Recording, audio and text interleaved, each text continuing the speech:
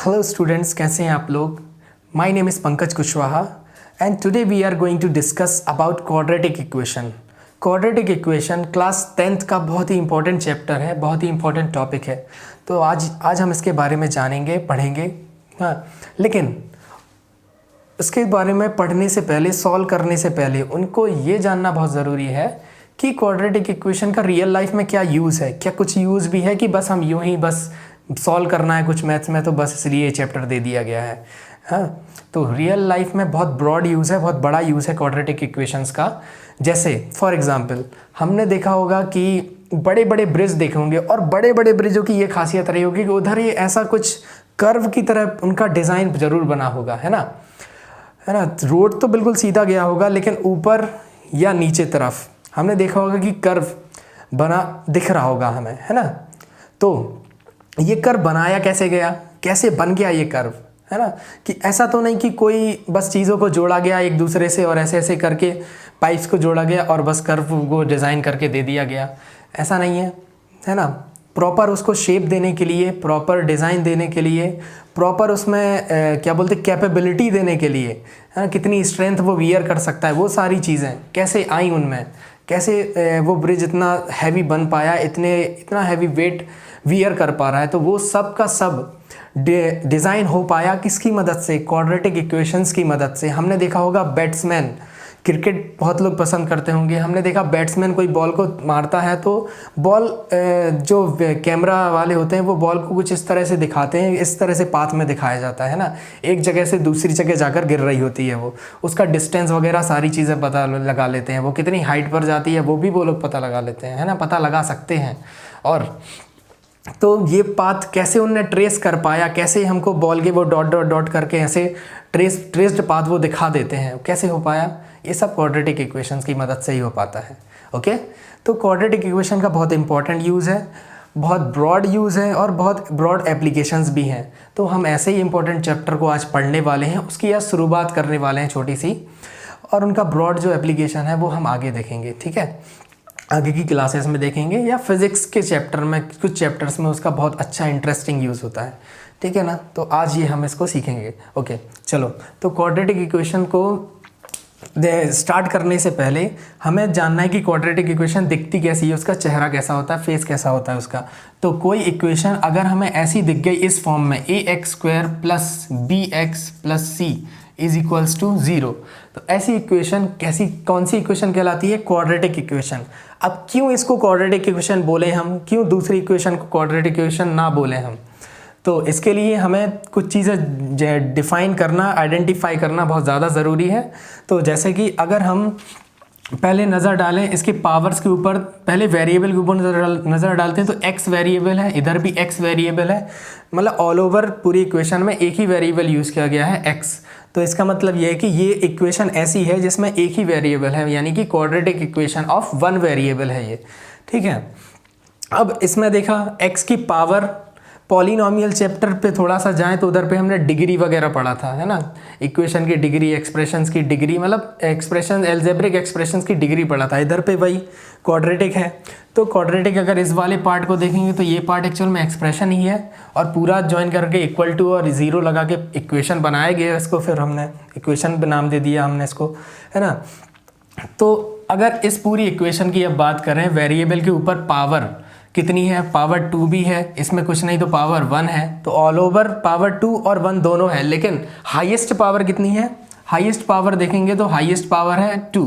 तो जो भी हाईएस्ट पावर होती है किसी भी वेरिएबल के ऊपर, जहाँ जहाँ वेरिएबल है कहीं पर भी हाईएस्ट पावर देखी हमें वेरिएबल की, उस पावर को क्या बोलते हैं हम, फिर एक दूसरा नाम दिया जाता है जिसको बोलते हैं डिग्री।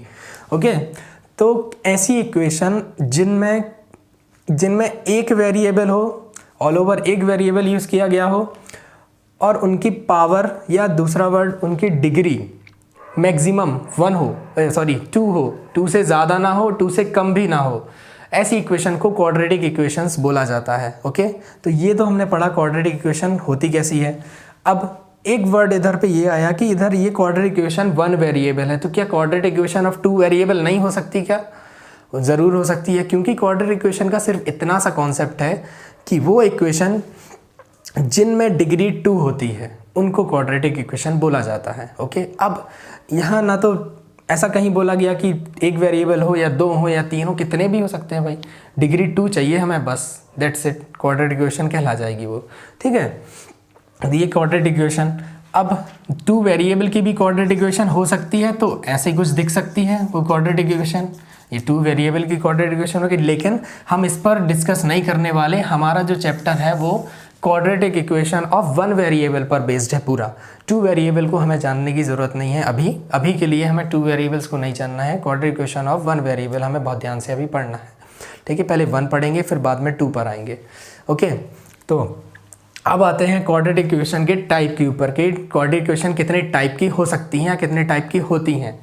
लेकिन टाइप पढ़ने से पहले हमें ये जानना ज़रूरी है अब कि क्या क्वाड्रेटिक इक्वेशन में ये वाला टर्म जो लिखा है क्या ये ज़ीरो हो सकता है। ये ज़ीरो कब हो पाएगा? देखो x तो है वेरिएबल की वैल्यू कुछ भी हो सकती है, 0 भी, 1 भी, 2 भी, 3 भी, 4 माइनस प्लस फ्रैक्शन कैसे भी हो सकती है।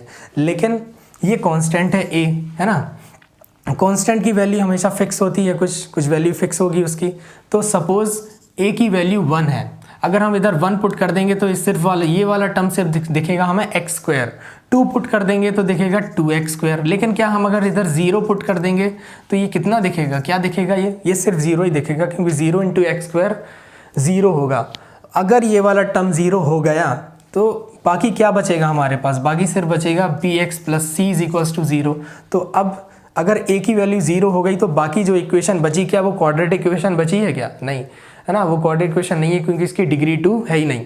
इसलिए कभी भी किसी क्वाड्रेटिक इक्वेशन में जो एक्स स्क्वायर के साथ वेरिएबल होता है उसकी वैल्यू कभी 0 नहीं हो सकती, यानी कि a is not equals to 0, a की वैल्यू कभी 0 हो ही नहीं सकती। ठीक है, b की वैल्यू 0 हो सकती है, c की वैल्यू भी 0 हो सकती है, क्योंकि हमें चाहिए डिग्री 2 रखने के लिए इसको 0 कर सकते चलेगा, इसको 0 कर सकते चलेगा, लेकिन एक्स स्क्वायर वाले टर्म को हम 0 नहीं कर सकते, है ना। इसलिए तो अब इसी बेस पर क्वाड्रेटिक इक्वेशन के 2 टाइप बनाए गए कि ये वाला टर्म तो हम 0 नहीं कर सकते, लेकिन हमने अगर ये वाला टर्म 0 कर दिया ax स्क्वायर प्लस bx, हाँ, अगर हमने ये टर्म 0 कर दिया यानी कि हमने सिर्फ c को 0 कर दिया, c को सिर्फ 0 कर दिया हमने, तो बाकी बची इक्वेशन कुछ इस तरह दिखेगी, है ना। इस इक्वेशन को क्या बोलेंगे हम, क्या नाम है इस इक्वेशन का? पहले तो ये क्वाड्रेटिक इक्वेशन ही है, लेकिन क्या नाम है, क्योंकि अलग हो गई ये क्वाड्रेटिक इक्वेशन दिखने में, तो इसका नाम दे दिया गया है adfected quadratic equation. Okay, adfected quadratic equation कहलाती है ये। अब सिमिलरली हम इसको तो फिर वही 0 नहीं कर सकते, लेकिन इसको तो हम 0 कर सकते हैं। अब ऐसी इक्वेशन बना दी हमने जिसमें b 0 कर दिया, तो b 0 हो गया तो ये टर्म चला जाएगा, है ना, ये टर्म कैंसिल, बाकी c तो रहेगा, तो ax square plus c is equals to 0, ये बचा हमारे पास। इस इक्वेशन को हम क्या बोलेंगे, क्वाड्रेटिक इक्वेशन बोल सकते हैं, क्योंकि इधर पे भी डिग्री 2 हमें दिख रही है और इसमें b को 0 कर दिया गया है। इस इक्वेशन को क्या बोलते हैं हम, क्या नाम है इसका, प्योर क्वाड्रेटिक इक्वेशन है ये। ठीक है, ऐसी इक्वेशन प्योर क्वाड्रेटिक इक्वेशन कहलाती है। ओके, तो हमने 2 टाइप्स के बारे में जान लिया क्वाड्रेटिक इक्वेशन के। एक टाइप हो गया एडफेक्टेड क्वाड्रेटिक इक्वेशन है, जिसमें c की वैल्यू 0 हो सकती है, कांस्टेंट c की वैल्यू 0। एक हो गया प्योर क्वाड्रेटिक इक्वेशन जिसमें b की वैल्यू 0 हो जाएगी। ओके, तो ऐसी 2 टाइप की क्वाड्रेटिक इक्वेशन हमें हो सकती है, और इन 2 टाइप का और स्टैंडर्ड टाइप को कैसे सॉल्व करते हैं उनके लिए अलग मेथड है, फैक्टराइजेशन मेथड यूज़ करते हैं हम। उसके लिए एक फार्मूला भी बना गया है, वो फार्मूला भी अप्लाई करते हैं हम। कॉमन फैक्टर्स का मेथड होता है, जब हम फैक्टर्स को निकाल सकते हैं, हाँ, वो सारी चीज़ें हम सीखने वाले हैं, सीखेंगे। तो आज के लिए इतना ही, अब आगे हम उसके बारे में बहुत कुछ जानने वाले हैं, पढ़ने वाले हैं। Okay, thank you.